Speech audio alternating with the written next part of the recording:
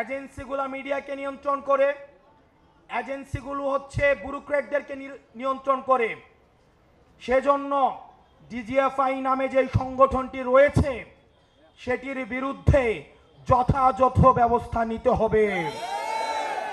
পৃথিবীতে আর কোনো অর্গানাইজেশন নেই, আপনি যদি সিআই এর কর্মকাণ্ড দেখেন, তারা ইন্টারনাল এই ডোমেস্টিক পলিটিক্স নিয়ে তারা কখনোই, আপনি দেখবেন ডিজিএফআই বিদেশে বাংলাদেশ নিয়ে কি ষড়যন্ত্র হচ্ছে সেটি নিয়ে কোনো তথ্য নেই।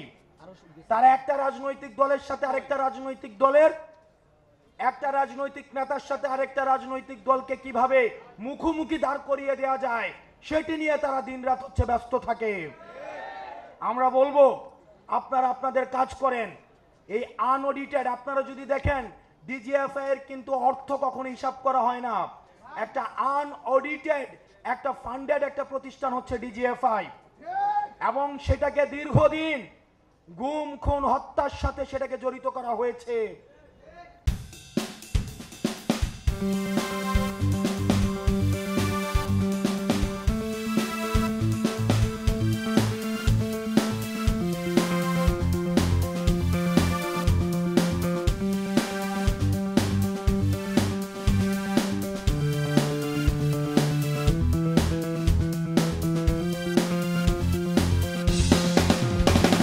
দুঃখজনকভাবে আমরা দেখছি রাষ্ট্রের অনেক বড় বড় কর্তা ব্যক্তিত্ব এখন ডিজিএফআই এর পক্ষে দাঁড়িয়ে যাচ্ছে। আমরা চাই এই প্রতিষ্ঠানটাকে সংস্কার করতে হবে, প্রয়োজনে এই প্রতিষ্ঠানটাকে ব্যান করে দিতে হবে। ব্যান করে দিয়ে এই মিলিটারি অর্গানাইজেশনকে বাংলাদেশপন্থী হিসাবে গড়ে তুলতে হবে। কোনো দলপন্থী করার কোনো প্রয়োজন নাই।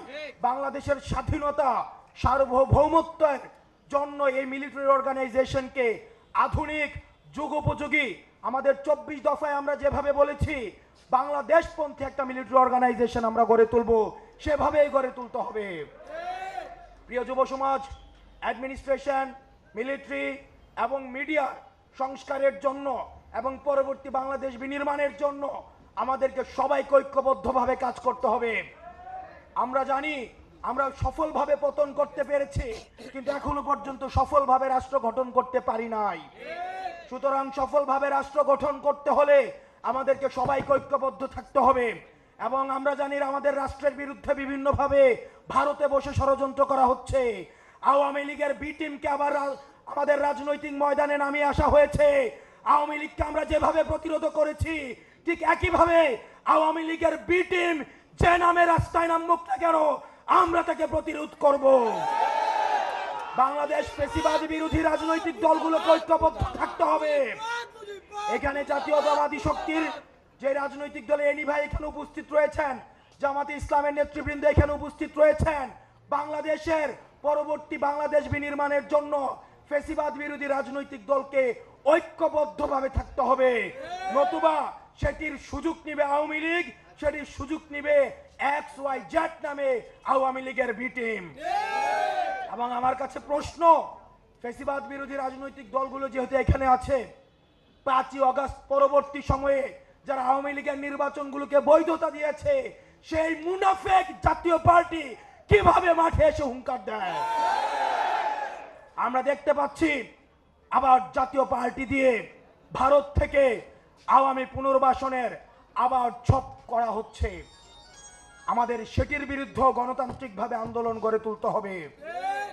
পরবর্তী বাংলাদেশটা শুধুমাত্র আমাদের গঠনের, আমাদের মত পার্থক্য ভুলে গিয়ে আমরা পরবর্তী বাংলাদেশটাকে, আমরা পরবর্তী ভবিষ্যতের কাছে যেন, আমরা দেখছি বর্তমানে আমাদের অতীত প্রজন্ম আজকে প্রশ্নের কাঠগড়ায় দাঁড়িয়েছে। ঠিক একইভাবে আমরা যদি 90-এর মতো ব্যর্থ হই, আমরা যদি 71 পরবর্তী প্রজন্মের মতো ব্যর্থ হই, তাহলে এই 24 প্রজন্ম ভবিষ্যতের প্রজন্মের কাছে আমরা প্রশ্নবিদ্ধ হব। সেজন্য আমাদের রাষ্ট্র গঠনে আমাদের দায়িত্ব রয়েছে।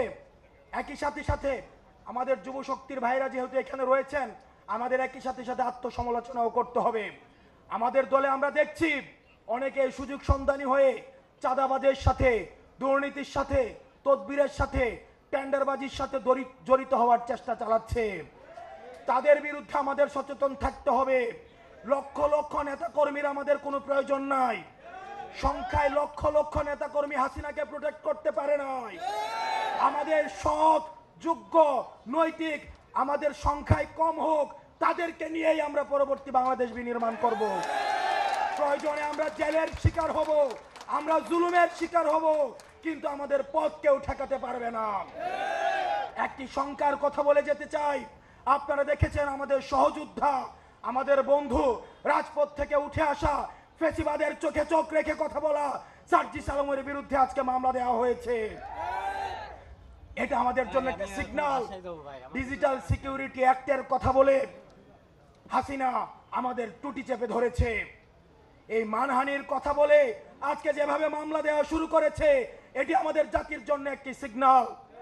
জনাব তারেক জিয়া সাহেব দ্বিমতকে প্রকাশ করার জন্য, দ্বিমতকে উৎসাহিত করার জন্য উনি উনার নিজের ক্রিটিসিজম কার্টুনকে শেয়ার দিচ্ছে, আবার একই সাথে উনার নেতা কর্মীরা আমাদেরকে বান্দির বাচ্চা বলে গালি দিচ্ছে। আমরা দৃষ্টি আকর্ষণ করছি আপনাদের, যারা নেতৃত্বস্থানীয় পর্যায়ে রয়েছেন তাদের বিরুদ্ধে ব্যবস্থা নেবেন, না হয় আমরা ধরে নিব এই সিগন্যাল সেন্ট্রাল থেকেই দেওয়া হচ্ছে। এবং 10 কোটি টাকার যে মানহানি মামলা দেওয়া হয়েছে, এটি পরবর্তী বাংলাদেশের রাজনৈতিক সহিষ্ণুতা, রাজনৈতিক সৌহার্দ্যের জন্য একটা ব্যাড মেসেজ হিসেবে থেকে গেল।